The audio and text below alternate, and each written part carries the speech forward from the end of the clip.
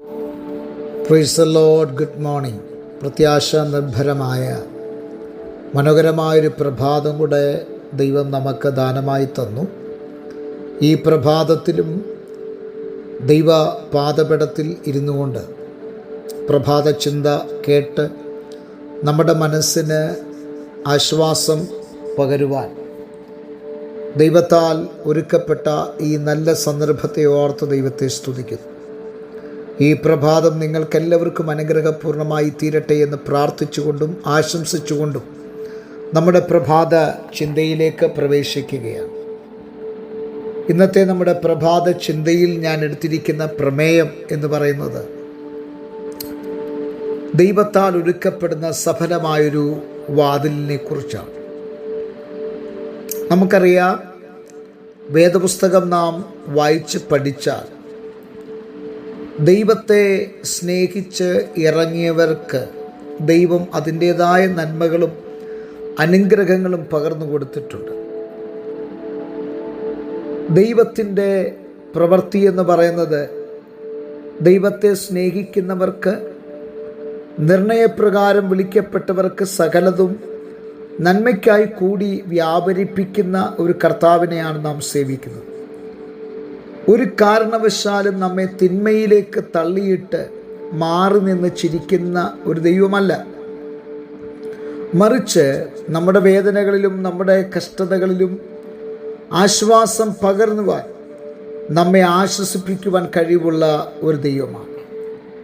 ഇവിടെ 1 കൊരിന്ത്യർ ലേഖനം 16-ാം അധ്യായത്തിൻ്റെ 1 മുതൽ താഴോട്ട് വായിക്കുമ്പോൾ അവിടെ പൗലോസ് രേഖപ്പെടുത്തിയിരിക്കുന്ന വളരെ ചിന്തനീയമായ ചില ചിന്തകളുണ്ട്.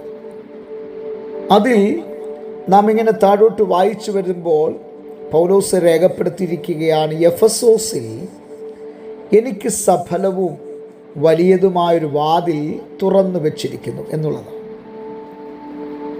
എഫെസോസിൻ്റെ ചരിത്രം നാം പഠിച്ചാൽ നമുക്കറിയാം, ജാതീയ ആരാധനകളെ കൊണ്ട് നിറയപ്പെട്ട ഒരു വിളനിലമാണ്. എഫെസോസ് അറിയപ്പെടുന്നത് തന്നെ ഒരു വലിയ ദേവിയുടെ പേരിലാണ്. അങ്ങനെ വിഗ്രഹാരാധന കൊണ്ടും ദുർമന്ത്രവാദം കൊണ്ടും ആഭിചാരം കൊണ്ടും വ്യഭിചാരക്രിയ കൊണ്ടും കുപ്രസിദ്ധി നേടിയ ഈ നഗരത്തിലേക്ക് പൗലോസ് തൻ്റെ സുവിശേഷത്തിൻ്റെ ദീപശിഖയുമായി എത്തുകയാണ്. ഞാൻ പറയട്ടെ പ്രിയരെ,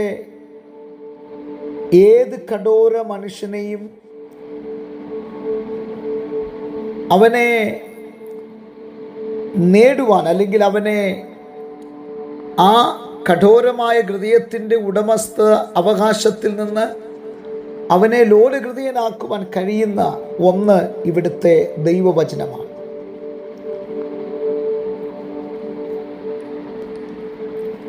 പൗലോസ് എഫെസോസിലെത്തുമ്പോൾ ഞാൻ മുൻപേ ഓർപ്പിച്ചതുപോലെ സകലത്തിനും കുപ്രസിദ്ധി ആർജിച്ച ഒരു പട്ടണം, വാണിജ്യപരമായിട്ടും ഉയർന്ന ശൃംഖലയിലെത്തപ്പെട്ട ഒരു പട്ടണം, ഒരു തുറമുഖ പട്ടണമാണ്. എന്നാൽ ഈ പട്ടണത്തിൽ ആണ് പൗലോസിന് സഫലമായൊരു വാതിൽ തുറന്നു വച്ചിരിക്കുന്നത് എന്ന് പറയുന്നത്. എന്നെ ചിന്തിപ്പിച്ച ഘടകം, നമ്മളായിരുന്നുവെങ്കിൽ ദുർമന്ത്രവാദങ്ങളെ കൊണ്ടും ആഭിചാര ക്രിയകളെ കൊണ്ടും വ്യഭിചാര കർമ്മങ്ങളെ കൊണ്ടും പൂജകളെ കൊണ്ടും എന്നു വേണ്ട നമുക്കൊരിക്കലും അക്സെപ്റ്റ് ചെയ്യുവാൻ കഴിയാത്ത നിലയിലുള്ള ലീലാ ക്രീഡകളെ കൊണ്ടുള്ള ഒരു വലിയ പട്ടണം, ആ പട്ടണത്തിൻ്റെ നടുവിൽ നമുക്ക് സഫലമായ ഒരു വാതിൽ തുറന്നിരിക്കുന്നുവെന്ന് പറഞ്ഞാൽ നമ്മുടെ കാതുകൾക്ക് അത് കേൾക്കുവാനും വിശ്വസിക്കുവാനും വളരെ പ്രയാസമാണ്. ബിക്കോസ് നമ്മളെല്ലാവരും ഓൾവേസ് നെഗറ്റീവ് ചിന്താഗതികളാണ്. നമ്മൾ ചിന്തിക്കുന്നത് ഉടനെ അത് നടക്കില്ല, അവിടെ അങ്ങനെ ഒരു വാതിൽ തുറക്കാൻ സാധ്യതയില്ല, അവിടെ അങ്ങനെ ദൈവത്തിൻ്റെ പ്രവൃത്തി നടക്കുകയില്ല. കാരണം നമ്മുടെ മനസ്സിൻ്റെ അകത്ത്, നമ്മുടെ മൈൻഡ് സെറ്റ് എന്ന് പറയുന്നത് ആ പട്ടണത്തെക്കുറിച്ചുള്ള നെഗറ്റീവ് ചിന്താഗതികളാണ്. എന്നാൽ ഇന്നത്തെ പ്രഭാതത്തിൽ പറയട്ടെ, നമ്മുടെ മുൻപിലുള്ള ഓരോ നെഗറ്റീവ് ചിന്താഗതികളുടെ നടുവിലും ഒരു പോസിറ്റീവ് ക്രിയേറ്റ് ചെയ്യുവാൻ കഴിയുന്ന ദൈവത്തെ അല്ലേ നാം സേവിക്കുന്നത്? അതേ പ്രിയരെ, അതുകൊണ്ടാണ് അബ്രഹാമിനെ കുറിച്ച് എഴുതിയിരിക്കുന്നത്, അബ്രഹാമിനോട് ദൈവം വാഗ്ദത്തം കൊടുത്തു. നീണ്ട 25 വർഷം അവൻ ആ വാഗ്ദത്തത്തിനു വേണ്ടി കാത്തിരുന്നു. പക്ഷേ റോമാലേഖനത്തിൽ നാം വായിക്കുന്നത് അവൻ ആശയ്ക്ക് വിരോധമായി ആശയോടെ വിശ്വസിച്ചു എന്നുള്ളതാണ്. അങ്ങനെയാണെങ്കിൽ ഈ പ്രഭാതത്തിൽ സഫലമായ വിശാലമായ ഒരു വാതിൽ തുറന്നിരിക്കുന്നു എന്ന് നമ്മളോട് പരിശുദ്ധാത്മ പറയുമ്പോൾ അതിൻ്റെ അകത്ത് കണ്ണടച്ച് വിശ്വസിക്കുവാനുള്ള ഒരു മനോഭാവം നമുക്ക് ഈ പ്രഭാതത്തിൽ ഉണ്ടാകട്ടെ. നമ്മുടെ നെഗറ്റീവ് ചിന്താഗതികളെല്ലാം മാറിപ്പോകട്ടെ. നമ്മുടെ നെഗറ്റീവ് ചിന്താഗതികളെ എടുത്തു കളഞ്ഞിട്ട് ദൈവത്തിൻ്റെ കൃപയിൽ ആശ്രയിച്ച് ദൈവത്തിൻ്റെ വാഗ്ദത്തങ്ങളിൽ വിശ്വസിച്ച് നമുക്ക് മുൻപോട്ട് സ്റ്റെപ്പ് വെക്കാം. അതേ പ്രിയരെ, നിനക്ക് ഈ പ്രഭാതത്തിൽ ദൈവം സഫലമായൊരു വാതിൽ തുറന്നു വെച്ചിട്ടുണ്ട്. അത് കൈയെത്തിപ്പിടിക്കുവാൻ, അതിനെ പ്രാപിപ്പാൻ ഈ പ്രഭാതത്തിൽ നമുക്കൊരുക്കത്തോടെ ദൈവപാദപീഠത്തിൽ വരാം. കണ്ണുകളെ അടയ്ക്കാം, പ്രാർത്ഥിക്കാം. നല്ല ദൈവമേ, സ്വർഗസ്ഥ പിതാവേ, അവിടുത്തെ കരങ്ങളിലേക്ക് ജനത്തെ ഏൽപ്പിച്ച് പ്രാർത്ഥിക്കുന്നു. വലിയ അനുഗ്രഹമാക്കി തീർക്കണം.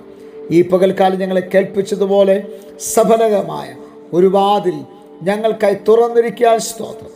അത് ഞങ്ങൾ പ്രാപിക്കുന്നു യേശു ക്രിസ്തുവിൻ നാമത്തിൽ തന്നെ, ആമേൻ. എല്ലാവർക്കും നല്ലൊരു പ്രഭാതം നേരുന്നു. ക്രിസ്തുവിൽ നിങ്ങളുടെ പ്രിയ സഹോദരൻ പാസ്റ്റർ ജോസ് സാമുവേൽ.